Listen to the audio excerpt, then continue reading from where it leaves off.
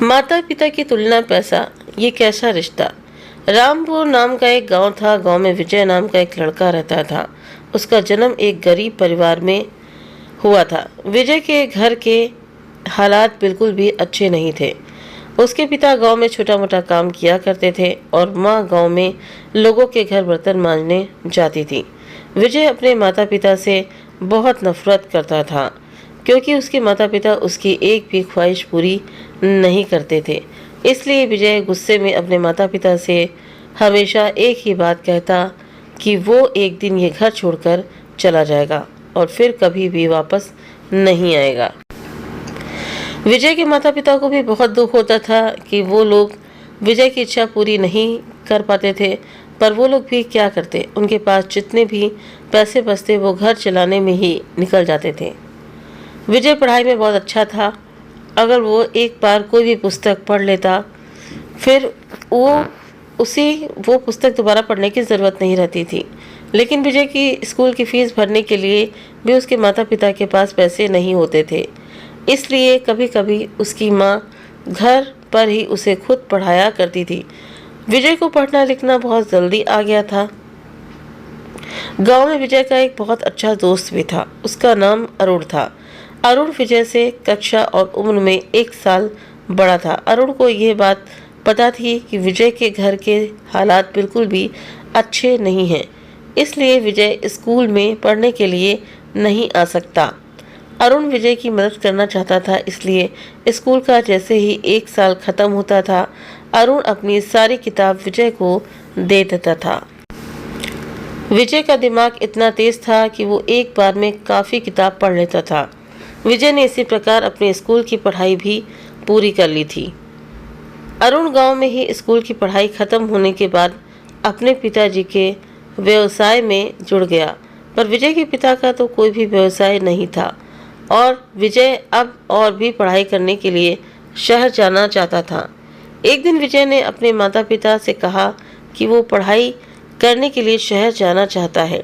विजय के माता पिता ने विजय से कहा कि हम थोड़े दिनों बाद इस बारे में बात करेंगे।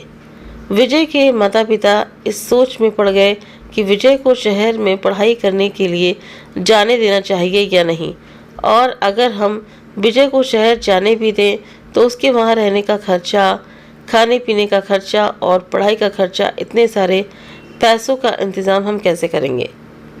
विजय की माँ ने अपने पति से कहा कि आज तक हमने विजय के लिए कुछ भी नहीं किया है। हमने कभी उसकी कोई भी इच्छा पूरी नहीं की है। अब हमें इस बार उसके शहर में पढ़ाई करने की इच्छा को पूरी करनी चाहिए। विजय के पिता भी इस बात से सहमत हो गए और वो दोनों विजय के लिए पैसे इकट्ठे करने लगे।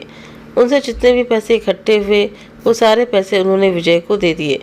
विजय ने पैसे देखकर अपने माता पिता से कहा कि बस इतने से पैसे, इसमें क्या होगा। पिता बोले, हम तुम्हारे लिए इतने ही पैसे जोड़ पाए हैं, अब हमारे पास और पैसे नहीं हैं। जो पैसे हमारे घर चलाने के लिए बचाए थे वो भी इसमें जोड़ दिए हैं।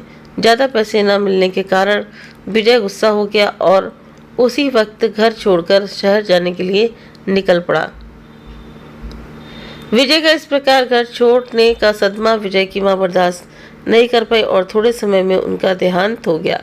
विजय के पिता अब घर में पूरी तरह अकेले ही रह गए थे। शहर में जाकर बड़ा आदमी बनने के लिए विजय ने दिन रात एक कर दिए। कुछ साल तक तो शहर में पैसे न होने की वजह से विजय को बहुत तकलीफ़ों का सामना भी करना पड़ा। कभी कभी तो वो बिना खाए पिए ही सो जाता, पर विजय ने मेहनत करना कभी छोड़ा नहीं और देखते ही देखते कुछ सालों में विजय का नाम शहर के सबसे बड़े आदमी के नामों में आने लगा। विजय की कामयाबी आसमान छूने लगी। इतनी मेहनत और परिश्रम करने के बाद उसे एक बात तो पता चल गई कि पैसा कमाना आसान नहीं होता और ईमानदारी से पैसे कमाना तो बिल्कुल भी आसान नहीं होता। विजय को अब उसके माता पिता की मजबूरी का एहसास होने लगा। कभी कभी विजय ये भी सोचता कि माता पिता को पत्र लिखकर उनसे माफ़ी मांगूं और उनको बताऊं कि वो उनसे कितना प्यार करता है, पर विजय को काम से कभी भी फुर्सत ही नहीं मिलती। और जिस दिन वो अपने माता पिता को पत्र लिखने बैठा, उसी वक्त उसके ऑफिस में एक पत्र आया और वो पत्र गांव से उनके दोस्त अरुण ने भेजा था। अरुण का पत्र देखते ही विजय बहुत खुश हुआ। विजय ने जब पत्र पढ़ा तो उसकी खुशी दुख में बदल गई। पत्र में लिखा था कि विजय, तुम्हारे पिता की मृत्यु हो गई है। विजय पत्र पढ़ते ही तुरंत गांव के लिए निकल गया और रास्ते में ही उसने सोच लिया था कि अब वो अपनी माँ के साथ ही रहेगा, अपनी माँ को कभी अकेला नहीं छोड़ेगा। ऐसा वो सोच रहा था, पर उसे ये बात पता ही नहीं थी कि जिस दिन वो घर छोड़कर गया था, उसके जाने के थोड़े दिन ही बाद उसकी माँ की मृत्यु हो गई थी। गांव में पहुंचकर विजय पहले अपने पिताजी के पास गया और पैर पकड़कर जोर जोर से रोने लगा। उनसे माफ़ी मांगने लगा, लेकिन अब माफ़ी मांगकर क्या होता जब विजय के पिता इस दुनिया को छोड़कर जा चुके थे। विजय अपनी माँ को ढूंढने लगा तो उनसे भी माफ़ी मांगना चाहता था। अरुण वहीं खड़ा हुआ था। विजय ने अरुण से पूछा कि मेरी माँ कहाँ है।